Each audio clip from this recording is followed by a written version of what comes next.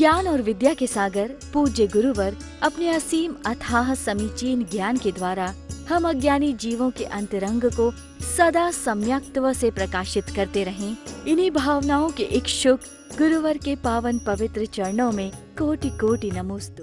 और ऐसा नहीं है कि वो उसको छोड़ देगा। अगर वह कसाई की कमी आती है तो वह उस कसाई की कमी के कारण से अपने अंदर वह भाव लाएगा कि मुझे अब इसकी जरूरत नहीं है। समझ आ रहा है? और अगर ऐसा कहीं दोनों में हो जाए, पति और पत्नी दोनों में, तब तो समझो स्वर्ग हो गया। नहीं समझ आ रहा है? और हो भी जाता है, कोई बड़ी बात नहीं है। समझ आ रहा है? आपके सामने देखो, पंजाब जैसी जगह में रहने वाले लोग भी उदाहरण हैं। पंजाब के भाई साहब बैठे हैं, समझ में आ रहा है ना? ये इनसे कभी मिलना तुम, ये इसी बात के उदाहरण है जो मैं आपको बता रहा हूं। समझ में आ रहा है? घर में पत्नी के साथ भी रहते हुए पत्नी को दीदी बोलने लगे हैं, क्योंकि प्रतिमा के व्रत हो गए। अब पत्नी उन्हें दीदी दिखाई देती है। सुन रहे हो? ये पंचम काल में भी ये नजारे देखो आप, ये सीखो लोगों से। आप समझते हो कुछ होता ही नहीं, यूपी, इधर हरियाणा, पंजाब, बस आपने तो रट लगा रखी, महाराज इधर तो धर्म है ही नहीं। ये कहां से आ रहे हैं धर्म के? समझ आ रहा है? इधर पंजाब में धर्म कहां से आ गया? जीव के अंदर अपने आप जब कसाई की कमी होती है तो अपने आप इस तरीके की परिणतियां बनती हैं। इसलिए जो मन विषयों में डोलता है वो कसाई की तीव्रता से डोलता है, और भीतर की कसाई की कमी आएगी तो इस तरीके की प्रवृत्तियां अपने आप हो जाती हैं। और इस जीवन का आनंद लेना अगर सीख गए तो फिर आपका संसार बहुत ज्यादा नहीं है। समझ आ रहा है? फिर आपको बहुत ज्यादा जन्म मरण नहीं करने पड़ेंगे। इस तरीके के जीवन से ही आप कुछ कर सकोगे। यही शुभ आश्रव की प्रवृत्ति कहलाती है।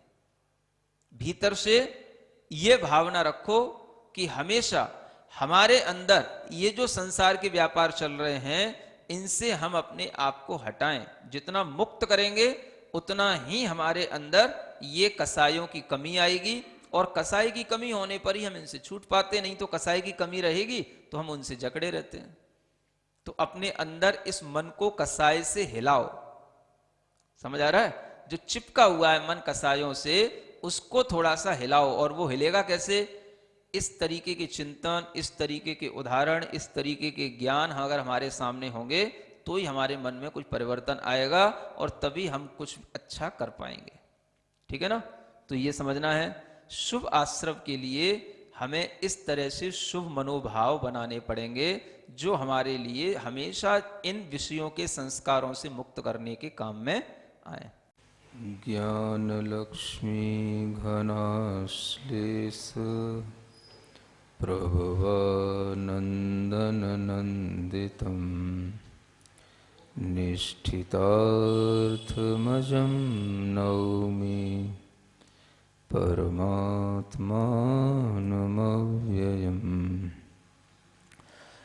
आचार्य शुभचंद्र देव विरचित ज्ञानार्णव ग्रंथराज के माध्यम से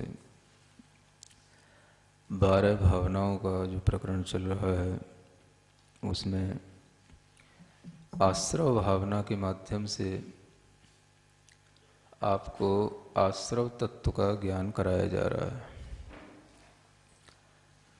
कर्मों का आश्रव भावों के माध्यम से होता है, और भावों की संभाल मन वचन काय की प्रवृत्तियों पर नियंत्रण करने से होती है। जब अशुभ कर्मों का आश्रव होता है तो वही अशुभ भाव हमारे लिए कारण बनता है, जो हम अशुभ भावना करते हैं, और उस अशुभ भावना के माध्यम से जो कर्म का आश्रव होता है वह कर्म फिर भविष्य में हमारे लिए दुख देने का हेतु बन जाता है। जो भी हमें दुख मिलते हैं वह सब आज के नहीं होते, इसीलिए कहा जाता है कि वह बहुत पहले के होते हैं, पुराने होते हैं। क्योंकि जो भी दुख हमें मिल रहे हैं वो हमने आज तो नहीं बोए हैं, वो हमारे पिछले जो आश्रव हुए हैं, जो कर्म संचित हुए हैं, उनके फल से प्राप्त हो रहे हैं। हम हमेशा कर्म करते आए हैं और कर्म को अपने अंदर बांधते आए हैं और उन कर्म का फल भी भोगते आए हैं। जो कर्म आया है उस कर्म को हमने बांध लिया और उस कर्म के अनुसार फिर हमने उसको भोग लिया। ये सब चीज़ें हमारे एक प्रक्रिया जब बन जाती है तो इसी प्रोसेस के माध्यम से निरंतर कर्मों का संचय होना और कर्मों का फल भोगना ये हमारी नियति बन जाती है। जब कोई भी व्यक्ति कर्मों का निरंतर आश्रव करते हुए भी अपने भावों में शुभ अशुभ का विभाजन नहीं कर पाता और उसके लिए किसी भी तरह का जो संस्कार अशुभ का भी उसके अंदर डलता चला जाता है, तो वह अशुभ का संस्कार भी उसके लिए एक आदत सी बन जाती है कि वह अपने कर्मों को उसी तरह से करता चला जाता है जैसे उसके पुराने कर्म फल देते जाते हैं। कभी कभी आप देखेंगे कि व्यक्ति दुख भोगने के लिए मजबूर होता है। वह नहीं चाहता कि मैं दुख भोगूं, लेकिन फिर भी दुख भोगने के लिए वह इतना ज़्यादा मजबूर होता है कि वह चाह कर के भी उस दुख से मुक्त नहीं हो पाता। इसका कारण क्या है? जो उसके अंदर दुख भोगने के लिए कर्मों का फल आ रहा है, कर्मों का फल उसे प्राप्त हो रहा है, वह दुख उसके लिए पिछले कर्मों का तो मिल ही रहा है, लेकिन वर्तमान में भी वह उसको उस दुख से अपने आप को हटाने का कोई उपाय नहीं कर पा रहा है। कोई भी प्रकार का दुख होता है, वह दुख हमारे अगर भावों से पैदा हुआ है तो वह हमारे भावों से ही छूटेगा। मन से यदि कर्मों का आश्रव होता है तो मन से ही कर्मों से मुक्ति भी मिलती है। इसलिए कहा गया है कि मनः एव जीवानाम कारणम बंध मोक्षयो। जीव के लिए मन ही बंध और मोक्ष का कारण है। मन में ही दुख का आश्रव होगा तो मन में ही सुख का आश्रव भी होगा। मन के माध्यम से यदि हम दुख के बीज बोते हैं तो मन के माध्यम से हम सुख के बीज भी बो सकते हैं। लेकिन हमें पता होना चाहिए कि दुख और सुख के बीज कैसे बोए जाते हैं। अगर हम पुराने कर्मों का फल भी भोग रहे हैं तो उन कर्मों का फल भोगते हुए भी हमारे मन में दुख और सुख की सही परिभाषा पता हो तो हम दुख से बच करके सुख की तरफ अपने मन को लगा सकते हैं। इसी को पुरुषार्थ कहा जाता है। तो आश्रव भावना के माध्यम से यही समझाया जा रहा है कि किन कारणों से हमें अशुभ का आश्रव होता है और किन कारणों से शुभ का आश्रव होता है। जो आश्रव अशुभ है वो दुख का कारण है और जो आश्रव शुभ है वो सुख का कारण है। तो आचार्य कहते हैं अपवाद आस्पदी भूतम असन मार्गोपदेशकम पापाश्रवाय विज्ञेयम असत्यम परुषम वचः। यहां कहा जा रहा है कि बहुत कुछ पाप आश्रव के लिए हमारे वचन भी काम आते हैं। क्या काम आते हैं? वचन, बोलना, बोलने की प्रवृत्ति, इससे भी पाप आश्रव होता है। लोग इस पर ध्यान नहीं दे पाते हैं। मन के आश्रव को रोकने से पहले अगर हम वचन के आश्रव को रोक पाएंगे तो मन का आश्रव ही रोक पाएगा। वचन की असत्य प्रवृत्ति या इस तरह का कोई भी वचन जो किसी के लिए अपवाद का कारण बने। अपवाद जानते हैं? किसी का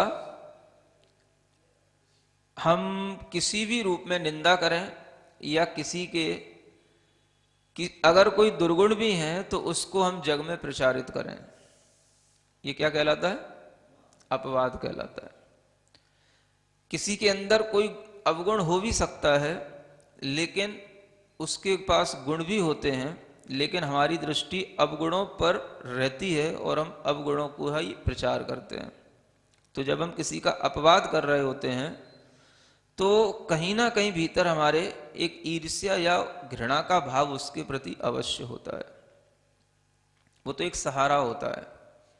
अगर आपने किसी के लिए कोई ऐसे वचन बोले जो उसके अपवाद के कारण बने, जिसके कारण से उसका एक तरह से छवि उसकी धूमिल हुई और उसकी जो है निंदा हुई, या दूसरे लोग उसको गलत मानने लगे, या उसके कारण से दूसरे के मन में कोई गलत विचार आने लगा, तो इसका मतलब यह है कि हमारा उसके प्रति कहीं ना कहीं कोई ईर्ष्या का भाव या घृणा का भाव है, तभी हम इस तरह की बात करते हैं, अन्यथा हमें किसी से क्या मतलब होता है।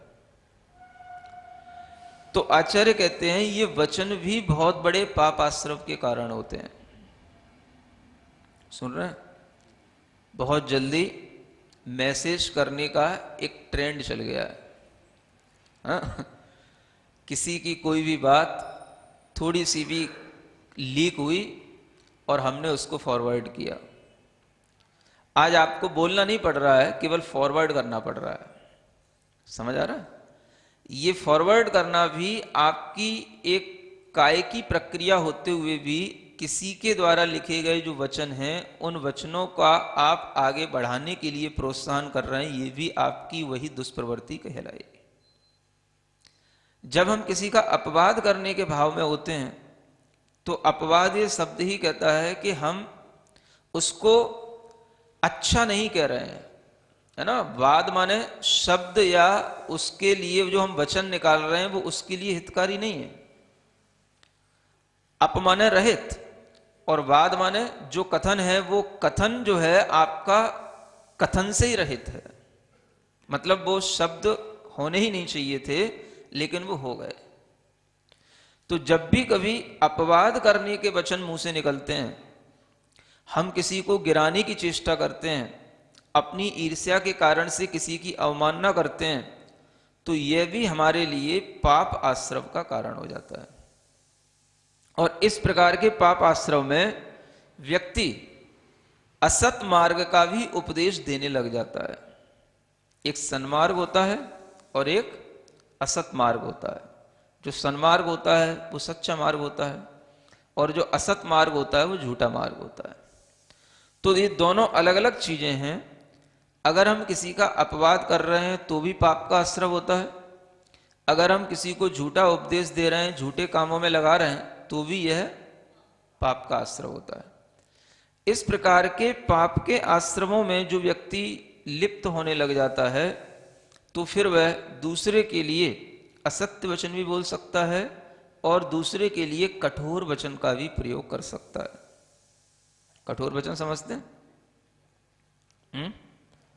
कैसा?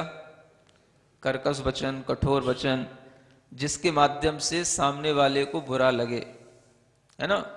सामने वाला दुखी हो जाए, रोने लग जाए, सामने वाले को ऐसा लगने लग जाए कि हमारे लिए ऐसा क्यों कहा गया, हमने ऐसा क्या कर दिया। इस तरीके के वचन हमारे कानों में जब पहुंच जाते हैं तो हमें बुरा लगता है। समझ आ रहा है? उसी तरह से दूसरे को भी बुरा लगेगा, यह सोचकर के जो पाप आश्रव से अपने को बचाना चाहता है, तो उस व्यक्ति के लिए दुख को अपने अंदर अब संग्रहित नहीं करना, ये उसके अंदर की भावना होती है। यानी अगर हम दूसरे को दुख देते हैं तो दुख पहले हमारे भावों से हमारे अंदर संग्रहित होता है। हम अगर दूसरे के लिए कठोर वचन बोल करके दुखी कर रहे हैं तो पहले हमारे अंदर दुख आएगा, हम दुखी होंगे और हमारे दुखी होने का ही सबसे बड़ा कारण हम ही हैं। आपने कोई कठोर वचन बोले, हो सकता है कि सामने वाला कमजोर होगा तो उससे परेशान होगा, और अगर कमजोर नहीं है तो आपके वचनों का उसके लिए कोई महत्व नहीं है। समझ आ रहा है? वचन भी तो एक ग्रहण करने वाली चीज है। वचन भी तो हम दूसरों के ग्रहण करते हैं। अब ग्रहण करना या नहीं करना ये हमारे ऊपर होता है। नहीं समझ आ रहा? जैसे कोई व्यक्ति आपको कोई चीज दे रहा हो और आप उसे लें या नहीं लें। हाथ से कोई चीज दे रहा है, भाई इसको ले लो please, I give you, take it. तो क्या करोगे? आप कहोगे भाई मेरे मतलब की नहीं है, क्यों दे रहे हो, क्या मतलब, हमें इसकी कोई जरूरत ही नहीं है। तो आप मना कर देते हो तो वो चीज उसकी उसके पास रह जाती है, आप उससे बचे रहते हो। समझ आ रहा? तो ये वचन भी क्या है, कोई आपसे कुछ कह रहा है, कोई आपको कुछ सुना रहा है, तो आप उसको, वचन को भी एक ऐसी चीज समझ लो कि वो हमें कुछ दे रहा है। अब कितना लेना है, क्या लेना है, ये हमारे ऊपर होना चाहिए। अगर हम उसके वचनों को नहीं लें, माने हमने लिए नहीं, तुमने कहा तो था लेकिन हमने लिया नहीं, तुम्हारे वचन हमने ग्रहण किए नहीं, अगर ग्रहण नहीं किए तो उसके वचन उसी के पास रहे। उसने बोला, उसके लिए पाप का आश्रय हुआ, उसके लिए दुख हुआ, क्योंकि दुख उसके अंदर होगा तभी वो दूसरों को दुख करने वाले वचन बोलेगा। तो उसका दुख उसके पास रहा, उसका दुख हमने नहीं लिया। समझ आ रहा है? आ तो रहा होगा लेकिन क्या करें, हो नहीं पाता ऐसा। उसका दुख हम नहीं लें और उसका दुख उसके ही पास रहे, ये हमें पता होना चाहिए कि ये व्यक्ति अगर कोई असभ्य वचन बोल रहा है या कठोर वचन बोल रहा है या कोई अपवाद का वचन बोल रहा है, तो इसकी कहीं मानसिकता कुछ गड़बड़ है। अपने को इसकी गड़बड़ मानसिकता से परेशान होने की कोई जरूरत नहीं है, क्योंकि वो चीज हमारे पास में है ही नहीं जो ये चीज कह रहा है, जो चीज बोल रहा है। मेरी निंदा कर रहा है, मैंने ऐसा कोई काम किया ही नहीं। समझ आ रहा है? अब वो हम उसको समझा पाए ये कोई जरूरी नहीं है। सबसे पहला स्टेप तो हमारा यह है कि हम उसके वचनों को ग्रहण करें या नहीं करें। जैसे किसी की दी हुई चीज को हम ग्रहण करें या नहीं करें ये हमारे हाथ में होता है, वैसे हम ये क्यों भूल जाते हैं कि वचन भी एक के द्वारा दूसरे को दी जाने वाली चीज है। इसको भी तो दान कहा जाता है, इसको दान नहीं कहा जाता। आप कहोगे महाराज इसको तो कभी दान में नहीं सुना हमने, हैं? आपने उसका मतलब कुछ सुना भी नहीं है। क्या समझ आ रहा है, कौन सा दान है? ज्ञान दान। अगर ज्ञान होगा उन वचनों में तब तो ज्ञान दान होगा। अगर उन वचनों में ज्ञान नहीं है तो फिर क्या है, फिर वो अज्ञान दान हो गया। तो अज्ञान का भी दान हो रहा है तो ज्ञान का भी दान हो रहा है। समझ आ रहा है? अब वो दान है, इतना तो समझ में आ गया कि दान है ना? तो अगर किसी के वचन अपवाद के रूप में या किसी के वचन निंदा के रूप में या कर्कशता के रूप में निकल रहे हैं, तो कहीं ना कहीं ये उसके अंदर का अज्ञान है, और अपने अज्ञान के कारण से ऐसे वचनों का वो प्रयोग कर रहा है। हमें अगर इस चीज का नॉलेज है तो हम उसका ये दान स्वीकार नहीं करेंगे। भाई ये दान मेरे लिए जरूरी नहीं है, क्योंकि ऐसा दान मैं लेता नहीं और किसी को देता भी नहीं। अपन तो अच्छा दान लेते हैं और अच्छा ही देते हैं, बात खत्म। समझ आ रहा है ना? अगर ये हो गया तो क्या होगा, सामने वाला जो आश्रव करा रहा है उस आश्रव से हम बच जाएंगे, है ना? हम किसी के लिए नहीं बोल रहे बुरा, ये अपने लिए तो हो गया, लेकिन अगर कोई हमारे लिए बुरा बोल रहा है तो हमें भी तो बचना पड़ेगा। क्योंकि सबसे बड़ा कारण क्या है, आश्रव कब होएगा, हमारा मन दुखी हो गया, हमारे परिणाम दुखी हो गए, तो हमने उस दुख का आश्रव खुद कर लिया। समझ आ रहा है? तो आचार्य यहां यही बता रहे हैं कि सामने वाले को तो दूसरों के लिए, आश्रव के लिए कारणभूत वचन बोलने ही नहीं चाहिए, ये बात सही है, लेकिन हर किसी को ये पता तो नहीं होता। अब सामने वाला अगर बोल भी रहा है तो हमें उस वचनों से बचने के लिए अपने अंदर दुख नहीं लाना, ये सोच करके कि तुम्हारी संपदा तुम्हारे पास, ये वचन संपदा है। बड़े अच्छे अच्छे आपने शब्दों के प्रयोग किए, ये आपकी वचन संपदा है, ये आपके ज्ञान से निकले इसलिए आपकी ज्ञान संपदा है। हमें इस संपदा की कोई आवश्यकता नहीं है, आप अपनी संपदा अपने पास रखें, हमें इसको ग्रहण नहीं करना है। जब मन में ये भाव आ जाएगा हमें इस वचन को ग्रहण नहीं करना है, तो फिर मन में दुख नहीं आएगा। समझ में आ रहा है ना? दो चीजें हैं ना, एक तो हम किसी को दुख के वचन न बोलें, चलो ये तो अपने कंट्रोल में हो गया। अब कोई बोल रहा है तो उससे भी दुखी ना हो, ये कठिन काम है, थोड़ा सा कठिन तो है, लेकिन ये कठिन तब तक है जब तक कि हम उस तरह का अभ्यास नहीं करते हैं, है ना। धीरे धीरे जैसे जैसे हम अभ्यस्त होते चले जाएंगे वैसे वैसे हमें इन चीजों से भी कोई फर्क नहीं पड़ेगा, क्योंकि हमें पता होता है कि संसार में कोई भी व्यक्ति किसी के लिए हमेशा अच्छा नहीं बोलता। समझ आ रहा है? कोई भी व्यक्ति, पंचम काल है, दुखमा काल कहलाता है। समझ आ रहा है? सर्वथा सुख के साथ में तो कोई रह ही नहीं सकता। आदमी लाख अच्छे काम करे, लाख अच्छा आचरण करे, फिर भी जिसको उसके बारे में कुछ बोलना है तो बोलना है। समझ आ रहा है? तो इन चीजों से आहत होने की बजाय हम अपने पास में ये आहट बना करके रखें कि जैसे ही कोई इस तरीके का दुख की आहट हमारे अंदर होने लगे, हम सोचें ये सब हमारे लिए व्यर्थ है, इस पे हमें ध्यान नहीं देना है।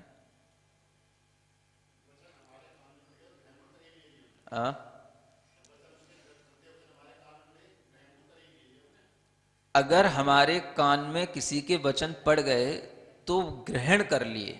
ग्रहण अभी केवल कान से हुए हैं, सुनने में आए हैं, है ना। अच्छा प्रश्न है। ग्रहण तो हमने कर ही लिए, अगर हमारे कान में वचन पड़ गए, हमें ये तो पता पड़ ही गया कि इसने बुरा बोला, है ना। इतना तो ग्रहण करने में आ ही गया। लेकिन अब इसके बाद जो ग्रहण वास्तव में होता है वो मन से होता है। ग्रहण कौन करेगा ढंग से? पकड़ के कौन बैठेगा? गांठ कौन बांधेगा? इसने मेरे लिए बुरा बोला ये कौन कहेगा? वो वचन तो सुन लिया, सुन करके वचन भी चला गया, वचन बोलने वाला भी चला गया। समझ आ रहा ना? कभी कभी तो लोग ऐसे होते हैं जिनके नेचर होते हैं कुछ भी बोलने के। समझ आ रहा है? वो तो बोल के बक्के चले गए। अब तुम थे कोमल नेचर के, अच्छे नेचर के, सो तुम परेशान होने लगे।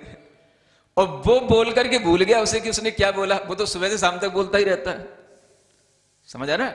किसी का नेचर ही है, तो उसके लिए कोई फर्क नहीं है कि वो क्या बोल करके चला गया, किससे कौन हर्ट हो गया, किसके लिए क्या पीड़ा हो गई, उसको तो कोई पता नहीं। आप परेशान हो गए बेवजह, और आप उसके प्रति सोचते रहे, हमने इसको क्या बिगाड़ा, इसने ऐसा क्यों कहा, हमने इसके लिए ऐसी कौन सा कार्य कर दिया जो इसको मेरे से ऐसा कहना पड़ गया, इसको मेरे से कौन सा द्वेष है, हम तो कभी इससे द्वेष करते ही नहीं। तो आपके मन में ये सब चल रहा है और उसको कुछ पता ही नहीं कि हम क्या बोल के गए और क्या करने लगे, वो अपने काम में लग गया। ऐसे भी लोग होते हैं। समझ आ रहा है ना?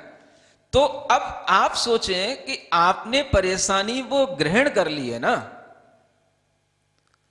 वो परेशानी थी ही नहीं। एक तो एटीट्यूड के साथ होता है और एक व्यक्ति के नेचर के कारण से होता है। दो तरह की कंडीशन आ जाती है। एक तो व्यक्ति अपने एटीट्यूड के साथ बोलता है कि नहीं आपको परेशान करना है या आपको हर्ट करना है, तो अपने को यह पता होना चाहिए क्या उसका ऐसा एटीट्यूड था। और एक होता है उसका नेचर होता है। अब अगर अपने को यह मालूम होना चाहिए कि उसका नेचर ही है, अगर हमने 4 लोगों से सुन रखा है, अरे भाई हाँ वो हमारे से भी ऐसा बोला था, वो तो ऐसा बोलता रहता है, और हम उनसे भी ऐसा ही बोला था, तो इसका मतलब है कि उसका नेचर है। तो हमें खुद उसके नेचर को देख करके अपनी परेशानी अपने अंदर नहीं रखना। अब हम उसके वचनों को ग्रहण करके दुख बना करके क्यों रखें? उसने मेरा अपवाद कर दिया, उसने मेरी निंदा कर दी, उसने मुझे बुरा कह दिया, मैं उसको छोड़ूंगा नहीं, या मैं उसके प्रति अब क्या करूं। तो अब ये जो है ये मन का ग्रहण करना हो गया। ये मन गांठ बांध रहा है अब, है ना। मन ने सुन लिया, यहां तक कोई दिक्कत नहीं, लेकिन सुनने के बाद अब मन क्या कर रहा है, ये जो अगला प्रोसेस है, यहां पर सावधान होने की जरूरत है। सुनने में तो आएगा ही, कान में उंगली तो नहीं डाली जाएगी, हमेशा तो नहीं डाले रख सकता कोई, तो सुनने में तो आएगा ही। जिसने कह दिया तो कह दिया, उसका मुंह है। नहीं समझ आ रहा? कभी कभी ऐसे भी लोग बोलते हैं, मान लो कोई किसी के कहने से परेशान हो जाता, भाई उसका मुंह है, उसके मुंह पे कौन उंगली रखे? अपने मुंह पे उंगली रखी जा सकती है। तो उसने बोल दिया, उसके बोलने से अपने को इतनी पीड़ा हो जाना, ये हमारे भीतर की कमजोरी है। कि हम उसके वचनों को ग्रहण करके उस पर अपना चिंतन बनाए रखे, उसी के बारे में सोचते रह गए और लंबे समय तक सोचते रह गए, और हम जो है परेशान हो गए, इतने हो गए कि अब हम उसके सामने आने से या तो डरने लगे, या हम कभी उसके सामने आए तो हम उसको द्वेष के रूप में उसको देखने लगे, है ना। ये सब हमारी कमजोरी से हो गया। अब दुनिया में ऐसे लोग तो हमेशा मिलेंगे, कोई भी हमेशा आपकी संगति में ऐसे ही लोग मिले जो आपको अच्छा ही अच्छा कहते रहें, प्रशंसा ही करते रहें, ऐसा तो कभी नहीं कहा गया। समझ आ रहा है। हम साधुओं के लिए भी आचार्यों ने कह रखा है, आक्रोश परिसय को जीतना है। क्या कह रखा है? एक परिसय ना, आक्रोश परिसय। आपको आक्रोश नहीं करना है, ठीक है, लेकिन आप आहार के लिए जा रहे हो, आप विहार कर रहे हो, सामने वाला तुम्हारी मुद्रा को देख करके तुमसे कुछ भी बोल सकता है। समझ आ रहा है। हर कोई अच्छा तो नहीं कहता, हर कोई आपको नमस्कार करे जरूरी नहीं, हर कोई आपके लिए कोई प्रशंसा करे ये भी जरूरी नहीं। सामने वाला उसकी दृष्टि है, कुछ भी बोल सकता है वो। देखो कैसा नंगा जा रहा है, समझ आ रहा है। कितने असभ्यता से लोग जीते हैं, समझ आ रहा है। इनको कुछ भी, किसी भी तरीके का कोई शिक्षा नहीं है, कोई संस्कार नहीं है, कितनी भी अभद्र वचन कुछ भी बोल सकता है। उसका मुंह है, उसकी नॉलेज है, उसका एटीट्यूड है, क्या करोगे? ये तो पहले ही बता दिया गया है, पहले ही सोच लो। समझ आ रहा है। अब रोजाना आप सड़क से निकलो, रोजाना आपको कोई एक आध गाली सुना दे, या कोई आपके लिए बुरा देख कह दे, या आपको देख करके मुंह ढांक ले। अब रास्ते में निकलते हैं तो बहुत से लोग तो जय जिनेंद्र भी करते हैं, मतलब जिनको कुछ पता नहीं होता है तो कम से कम जय जिनेंद्र तो कर ही लेते हैं। समझ आ रहा। बहुत से नॉनजन मिलते हैं तो उन्हें क्या पता कि नमोस्तु होती क्या होती, उससे क्या मतलब, उन्हें कर लिया भैया, हाँ उन्हें पता है जैन है, उन्हें जय जिनेंद्र बाबा, ठीक है बेटा खुश से रह, हो गया काम। अब कोई ने मुंह पलट लिया, कोई ने मुंह बांध लिया, कोई ने निगाह नीचे कर ली, कोई ने मान लो थूक दिया, कोई ने मान लो गाली दे दी, कुछ भी हो सकता है। कोई हमेशा आरती भी ना उतारता रहेगा आपकी। नहीं समझ आ रहा है। तो ये तो पहले से ही पता होता है कि जब हम सड़क पे निकले हैं तो हमारे साथ कुछ भी हो सकता है। समझ आ रहा है ना। अब ये हमें पता है तो हम उसके लिए तैयार हैं। हमें पता है वो कुछ भी कर सकता है, उसके अंदर गुस्सा होगा तो गुस्से में बोल भी सकता है। समझ आ रहा है। बहुत तीव्र उसके अंदर कसाई होगी, घृणा होगा, वो मार पीट भी सकता है, कुछ भी कर सकता है। वो किसी भी तरह से रास्ते पर कहीं गुजर रहे हैं, आना जाना करते हैं, उसको अच्छा ना लगता हो, वो रुकवा भी सकता है, रोक भी सकता है, कंप्लेंट कर सकता है, कुछ भी कर सकता है। क्या करोगे आप बताओ। अब उसके चक्कर में हम परेशान होए कि हम यहां से वहां दौड़ते फिरें, कि हम उसके लिए कोई बुरा करने की सोचें, कि हम उसके लिए सोचें कि ऐसा ना हो वैसा ना हो, कुछ नहीं। जहां जैसा होगा हो जाएगा। समझ आ रहा है। अगर अपने मन में उस चीज की पहले से तैयारी होती है तो हमें उससे बचने का भी सब उपाय पता होता है, और ऐसा होता रहता है। ये ध्यान में बना करके रखो कि दुनिया में किसी भी व्यक्ति के लिए एकांत रूप से हमेशा प्रशंसा किसी को नहीं मिली। कितना ही अच्छा व्यक्ति हो, भगवान को भी नहीं मिली, और दूसरों की क्या बात होगी। क्या तीर्थंकरों की निंदा नहीं होती? क्या महावीर भगवान की निंदा नहीं होती? करते हैं लोग। किसकी निंदा नहीं होती? अगर तीर्थंकरों की निंदा नहीं होती तो तीर्थंकरों के सामने ही इतने उनके और दूसरे मत कैसे बन जाते, और दूसरे लोग उनके सामने विरोध में कैसे खड़े हो जाते। समझ आ रहा है। तो उनके सामने भी विरोध था उनका, क्या कर सकते। तो ये कोई मैटर नहीं है। संसार में यदि रहना है तो आपको अपने मन को मजबूत बना करके ही रहना पड़ेगा, और मन को इतना ज्ञान दे करके रखना पड़ेगा कि हमें अगर कोई अच्छा काम अच्छे उद्देश्य से करना है तो हम अपना काम करें, सफल असफल कुछ भी यदि हम होते हैं उसकी जिम्मेदारी हमारी है, हमें दूसरों के कहने से परेशान नहीं होना। अगर हमें पता है कि हम अच्छा कर रहे हैं और उसमें भी अगर असफलता भी होती है तो ये भी उसकी एक प्रोसेस है, समझ आ रहा है ना? क्योंकि हर कोई व्यक्ति पहले ही स्टेप पे सफल तो कभी नहीं होता, चलता रहता है, कोई आपके लिए कुछ भी कह सकता है। तो इस स्थिति में अपना मन जो व्यक्ति मजबूत करके चलता है वही व्यक्ति आगे बढ़ पाता है। नहीं तो दूसरे लोग तुमको परेशान कर करके वहीं के वहीं तुम्हें समाप्त कर देंगे। समझ आ रहा है? तो ये जो हम सुनते हैं, ताने देना, कमेंट्स करना, मैसेज डालना, तरह तरह से लोगों को परेशान करना, ये तो एक तरह का आजकल का एक ट्रेंड बन गया है। आपकी किसी से ईर्ष्या हो, आपको किसी को दबाना हो, परेशान करना हो, तो बस सो सिंपल मैसेज बना के ग्रुप में डाल दो। सामने वाले पता, अरे मेरा मैसेज ग्रुप में चला गया, अरे मेरी बदनामी हो गई। अरे क्या खाक बदनामी हो गई? किसी के मैसेज चले जाने से कोई बदनामी हो जाती क्या? और जिन्होंने अब मुझे मेरे बारे में क्या सोचेंगे, मेरे बारे में ऐसा उसने मैसेज डाल दिया, अरे वो अगर इतने बुद्धू हैं तो उनसे अपना संबंध बनाने की जरूरत क्या है? जो तुम्हारे बारे में इतने भी आश्वस्त नहीं है कि वो कैसा है, और किसी दूसरे के कहने से अगर कोई तुम्हारे बारे में ऐसा सोच ले, समझ आ रहा है, तो तुम्हें उससे मतलब क्या है?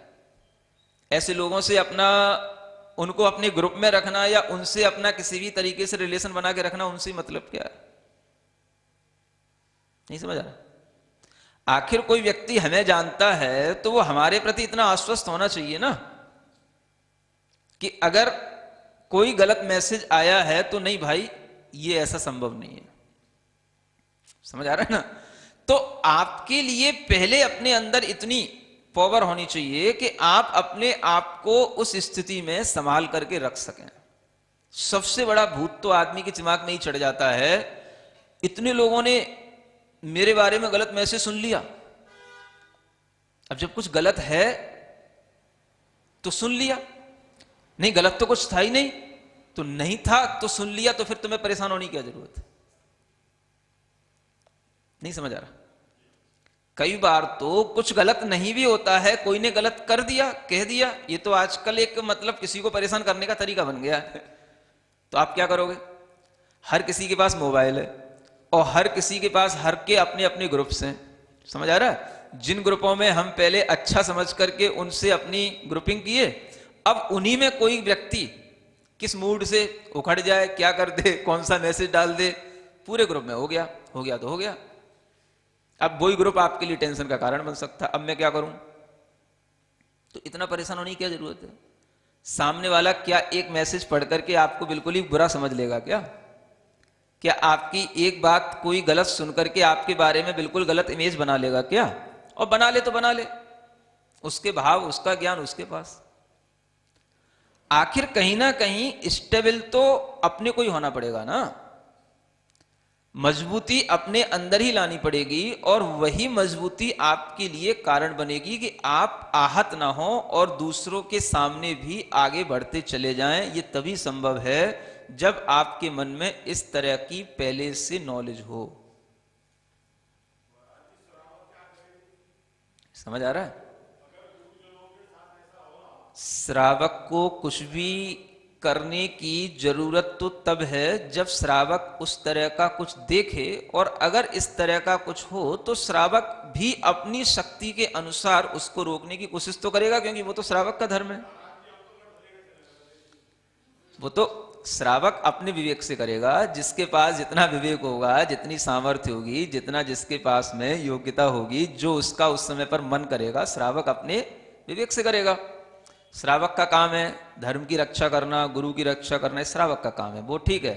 लेकिन कहीं ना कहीं बात अभी रक्षा की नहीं है, बात यह है कि हम अगर खुद इस तरीके से कमजोर हैं तो हम कभी भी शुभ का आश्रम नहीं कर पाएंगे, है ना?